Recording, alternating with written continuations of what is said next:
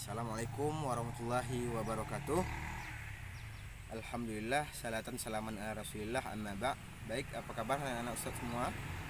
Ustaz harap kita semua selalu dalam lindungan Allah Subhanahu wa taala. Baik, pada pagi menjelang siang ini kita akan kembali melanjutkan pembelajaran kita pada minggu lalu, yaitu tentang organisasi internasional yang diikuti oleh Indonesia, apa-apa saja. Nanti akan kita bahas tentang PBB, kemudian tentang Konferensi Asia Afrika atau KAA, kemudian nanti satu lagi itu GNB ataupun Gerakan Non-Blok. Nah, yang pertama itu kita bahas lanjutan dari PBB ataupun Perserikatan Bangsa-Bangsa, yaitu peran Indonesia terhadap PBB dan peran PBB terhadap Indonesia. Yang pertama sekali kita bahas adalah peran PBB terhadap Indonesia. Perannya secara garis besar adalah yang pertama itu menyelesaikan sengketa Irian Barat. Nah, jadi perlu kita ketahui bersama bahwasanya Indonesia sama Belanda itu bersengketa tentang Irian Barat. Nah, jadi sengketanya sudah berlarut-larut hingga di sini PBB berperan dalam menyelesaikan sengketa tersebut. Nah, untuk lebih jelasnya mungkin abang-abang dan kakak boleh melihat buku kita nanti di halaman mulai 185 ke atas. Oke. Selanjutnya peran PBB untuk Indonesia adalah membantu Indonesia. Banyak organisasi yang di bawah naungan PBB seperti WHO untuk kesehatan dunia, kemudian IMF ya kan, ataupun Dana Moneter Internasional, kemudian ada UNICEF, kemudian ada UNESCO ya kan.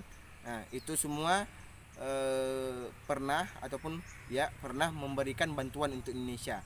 Selanjutnya peran Indonesia terhadap PBB apa? Sebaliknya ya kan. Yang pertama sekali Indonesia pernah memimpin sidang umum PBB. Nah, bayangkan ada seorang Perdana Menteri hebat dari Indonesia yang pernah memimpin sidang umum PBB. Namanya adalah Adam Malik.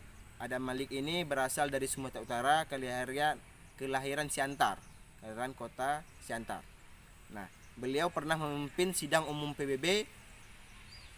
Kemudian peran selanjutnya adalah Indonesia pernah ataupun sering ya, bukan pernah, mengirimkan berbagai pasukan, yaitu pasukan Garuda.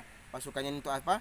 Untuk mewujudkan perdamaian dunia. Artinya apa? Artinya kalau seandainya perang terjadi di suatu negara, kemudian negara tersebut sudah tidak sanggup lagi untuk meredakan perang, maka PBB di sini dimintai tolong untuk turun tangan. Nah, PBB ini kemudian meminta tolong pula kepada anggota-anggotanya untuk apa? Untuk membantu menyelesaikan konflik ini. Jadi dikirimlah tentara perdamaian dunia namanya. Nah, Indonesia sering, sudah beberapa kali kontingen Garuda Indonesia itu datang untuk menyelesaikan perdamaian dunia. Nah, itu diantaranya peran Indonesia terhadap PBB, kemudian peran PBB terhadap Indonesia sebaliknya. Kemudian kita bahas sedikit politik luar negeri Indonesia pada saat itu adalah politik luar negeri bebas dan aktif. Bebas artinya tidak memihak ke salah satu blok. Yang pertama itu ada blok barat yang diketuai oleh Amerika Serikat, mereka berhaluan liberal ya kan. Kemudian ada blok timur. Blok timur itu diketuai oleh Uni Soviet sebelum pecah menjadi Rusia dan berbagai negara-negara yang pernah Ustaz bilang, yaitu ujungnya itu yang ada tan ya kan, Turkmenistan ya kan, Tajikistan dan sebagainya. Itu merupakan negara-negara pecahan Uni Soviet dulunya. Nah, jadi ada dua blok pada waktu itu, blok barat dan blok timur. Yang mana blok barat itu diketuai oleh Amerika Serikat berhaluan liberal tadi, kemudian blok timur diketuai oleh Uni Soviet berhaluan komunis.